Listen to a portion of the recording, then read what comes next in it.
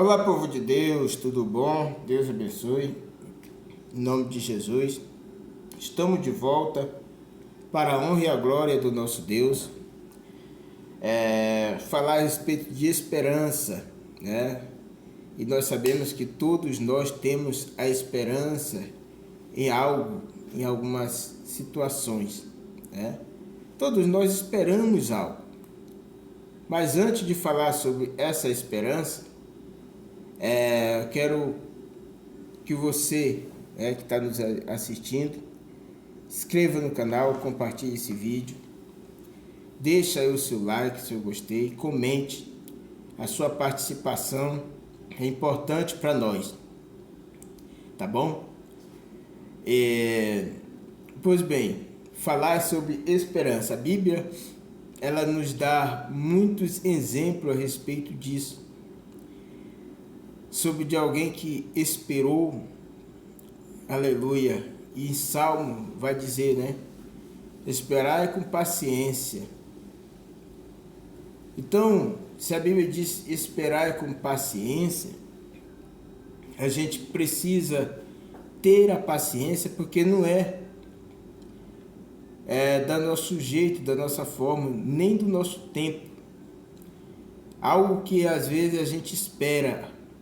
Tem gente que espera um familiar, que muito tempo que não vê. Tem gente que espera conseguir a sua casa. Tem gente que espera ter o seu carro. Tem esperança de ter seu carro. Tem gente que tem esperança de mudar de cidade, de estado, de país. Tem gente que tem esperança até de ficar rico, claro. Então, todo mundo tem uma esperança. Mas você sabia que nem todos nós vamos alcançar aquilo que a gente espera? Nem todas as coisas nós vamos alcançar. Tem algumas coisas que, infelizmente, a gente não vai poder alcançar. E eu vou dar um exemplo a respeito disso. Imagine um time de futebol, né? Principalmente aí como o Campeonato Brasileiro, que tem seus 20 clubes, de cada, aleluia, de cada série. E esses 20 clubes começam a sua jornada enfrentando uns aos outros, se enfrentando uns aos outros. Vai ter empates, vai ter vitórias, vai ter derrotas. E aqueles que forem mais efetivos, esses vão se destacando. Esses que forem mais efetivos, esses vão tendo mais êxito naquilo que eles querem. E, consequentemente, vão se destacando no meio dos outros, à frente dos outros. Aleluia.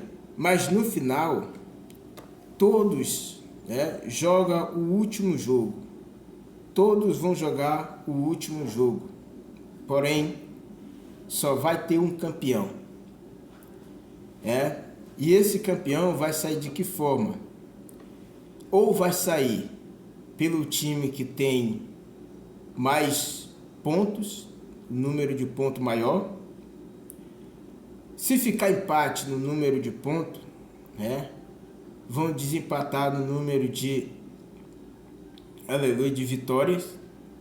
Se ficar empate também no número de vitórias, vão desempatar no número de, aleluia, glórias a Deus, de gols. E se ficar empate também, aí vão no caso dos cartões. Não é isso? Não é assim que funciona? Então, meu querido, mas alguém vai sair vitorioso desse confronto. Algum time vai sair vitorioso desse confronto. É exatamente no ponto em que eu quero chegar. Muitas das vezes a gente vai esperar algo, a gente espera ter algo. Mas tem alguém que está na nossa frente. Tem alguém que tem mais chance de conquistar do que nós. Aleluia. E muitas das vezes possa que aquele que tenha mais chance ficar sem e aqueles que tenham menos ficar com, né? E é dessa forma que acontece.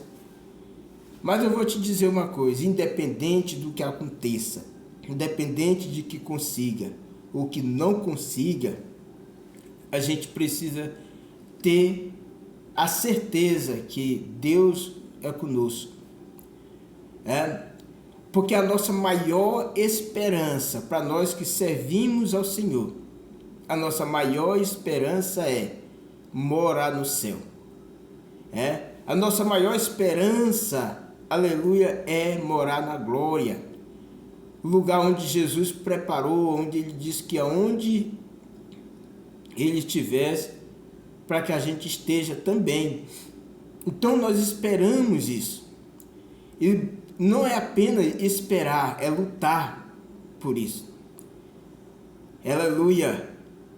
Porque quando nós entregamos a nossa vida para Jesus, todos aqueles que entregam a sua vida para Jesus, ele precisa ter certeza de uma coisa, que ele precisa lutar por aquilo, que ele um dia fez. Quando a gente entrega a nossa vida para Jesus, diz assim: Senhor, eu te aceito como único, suficiente Senhor e Salvador da minha vida. É como se a pessoa estivesse assinando um papel. É como se a pessoa estivesse assinando, uma escrita que, na verdade, muitas das vezes a gente não assina aqui, mas está assinado lá no céu. Porque nada, o que acontece aqui, passa desapercebido lá. Não tem nada para isso, tem anjos que ficam anotando, a nossa forma de agir, fica anotando o nosso nome. Quando a pessoa aceita Jesus, quando a pessoa se converte, o nome dele é escrito. Mas se ele não se converte, ou se ele se afasta dos caminhos de Deus, o nome dele será apagado do livro da vida.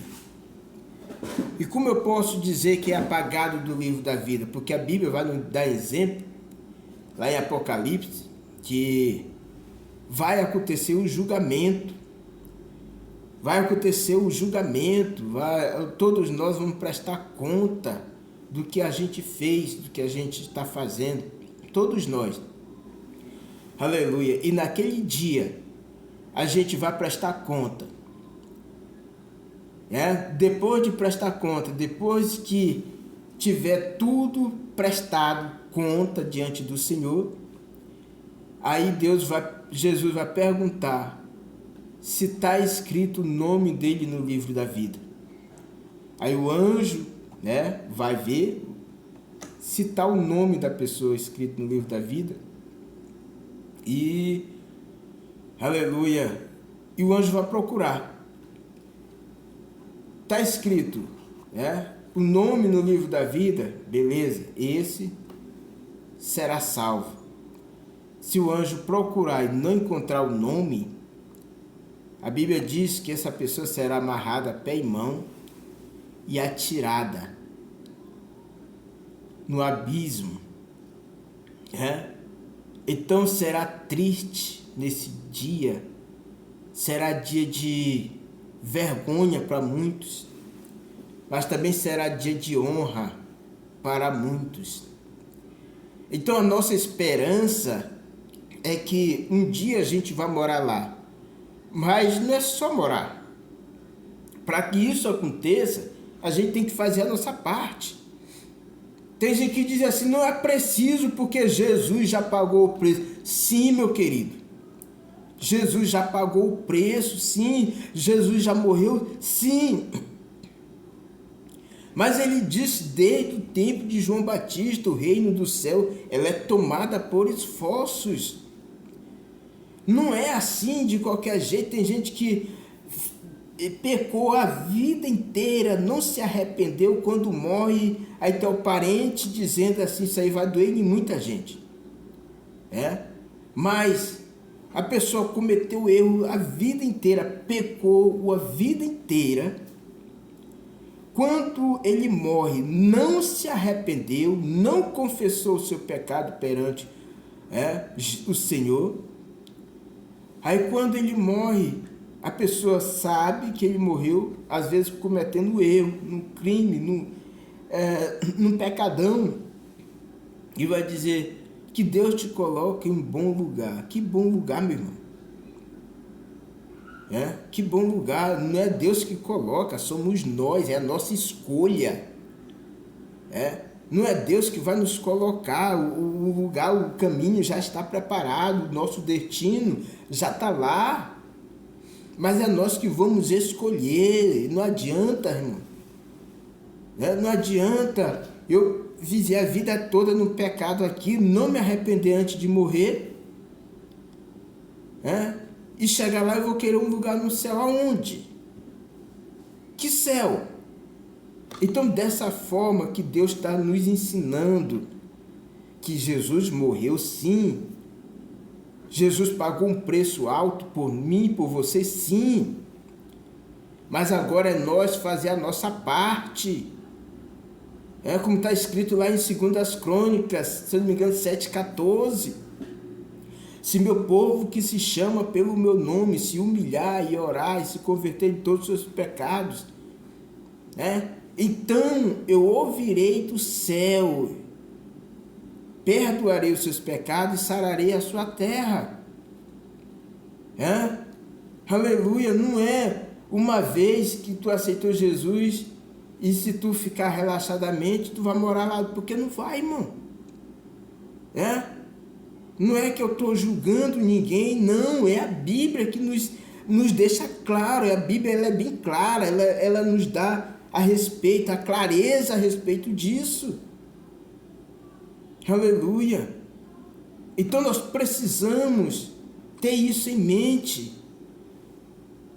Eu aceitei Jesus, eu me converti, mas eu preciso estar me mantendo na presença de Deus. É dessa forma, porque uma vez que a gente se afasta, a gente precisa retornar de novo. Lembra do filho pródigo? Lembra? O filho pródigo, ele saiu de casa, ele pediu o que ele tinha para o pai, pediu a sua parte da sua herança, o pai deu, poucos dias ele sai de casa e vai gastar o que ele tinha. E gastando o que ele tinha, aí, meu querido, a Bíblia diz que naquele país onde ele estava, houve uma fome tão grande. Ele começou a passar necessidades. Eu sempre gosto de falar isso aqui nesses vídeos. Ele começou a passar necessidades. E ele passando necessidade, ele foi procurar emprego. Ele encontrou emprego. Mas o patrão lhe mandou para a fazenda, para cuidar de porcos. E a Bíblia diz que ele cuidando dos porcos, a Bíblia diz que ele sentiu desejo de se alimentar com as bolotas que ele dava aos porcos. Ele sentiu desejo. E a Bíblia diz que ninguém lhe dava nada. Neste momento, ele caiu em si. Ou seja, ele estava fora de si o tempo todo. Neste momento, ele caindo em si, ele disse: na casa de meu pai, até os jornaleiros, os empregados, tenho que comer, tem comida em abundância, e eu aqui passando necessidade. Aí ele se arrepende, dizendo, ele começa a ensaiar, ele dizendo: eu voltarei à casa do meu pai, e direi ao pai: pai, pequei contra os céus e perante ti, já não sou digno de ser chamado teu filho, mas me aceite como um dos teus empregados. Olha só a humildade que ele chegou. Eu não sou digno de ser chamado teu filho, não sou mais digno, mas me aceite como um dos teus empregados. E ele não perdeu tempo, irmão. Na hora que ele tomou essa decisão, ele não perdeu tempo, ele foi. E quando chega, aleluia, a Bíblia diz que o pai lhe avista e lhe abraça. O pai dá um abraço, o pai coloca anéis no dedo, o pai coloca roupas novas, calçados novos, faz uma festa. E ele repete a palavra que ele tinha ensaiado lá. Ele disse: Pai, pequei contra os céus e perante ti. Já não sou digno de ser chamado teu filho, mas me aceite como um dos teus empregados. Aleluia. Ou seja, o que ele decidiu aconteceu. O pai lhe aceitou de volta. Aleluia. Por quê? Porque ele decidiu voltar. Talvez você esteja afastado dos caminhos de Deus. Você tem esperança de morar no céu, mas está afastado. Você conhece as Escrituras. Talvez não conheça a verdade, mas conhece a Escritura. Por que eu digo não conheço a verdade? Porque a Bíblia diz que aquele que conhece, diz que conhece e não pratica, é mentiroso e nele não está a verdade. Tá? Então, às vezes a pessoa diz assim: eu conheço a Bíblia, eu conheço a Bíblia, eu conheço a Escritura, eu sei como é. Talvez não conheça, porque se conhecesse, estava praticando. Então, aleluia, mas conhece as Escrituras, sabe onde é que está, sabe onde é que está Marcos capítulo 16, capítulo 12, sabe onde que está Lucas, sabe onde é que está Mateus, sabe versículo por versículo. E tem gente que se afastou, mas tem tudo isso na memória, mas a verdadeira palavra ele não conhece, porque se conhecesse, não se afastaria. E eu não estou indo por mim mesmo, estou indo pela Bíblia. Está lá em João, se eu não estou enganado, onde diz que aquele que diz que conhece, mas não pratica, ele é mentiroso. Ele é mentiroso e nele não está a verdade. Então, para a pessoa dizer que conhece, ele precisa praticar. E a nossa esperança é que todos nós, todos, é por isso que nós pregamos a palavra, é por isso que nós anunciamos o Evangelho, é por isso que nós testificamos dessa fé, é por isso que nós, aleluia, anunciamos a outras pessoas, porque nós temos a esperança que nossa família, nossos amigos, as pessoas que a gente nem conhece, todos venham para a presença de Deus.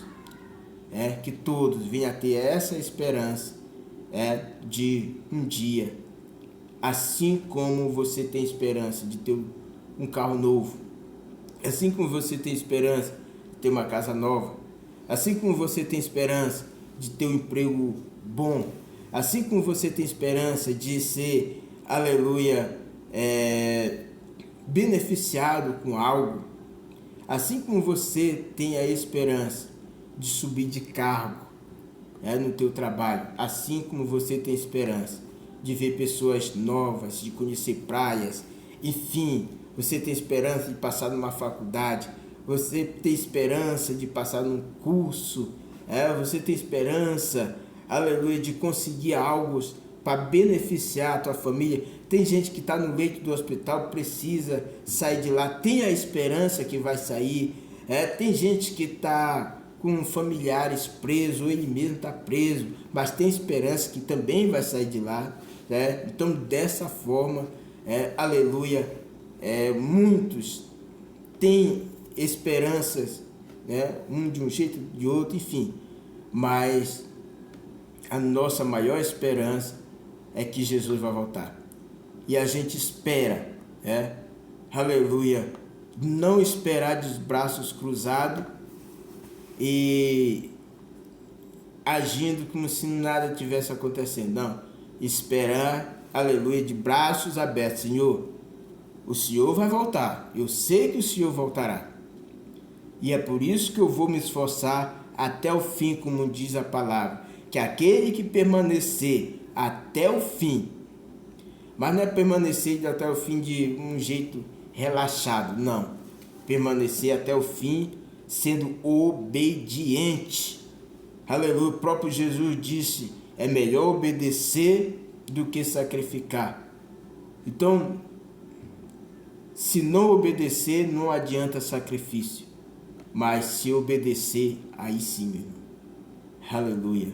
Aí Jesus se agrada. Tá bom? Deus é contigo. Deus é na tua vida. Deus é no teu ministério. E até a próxima.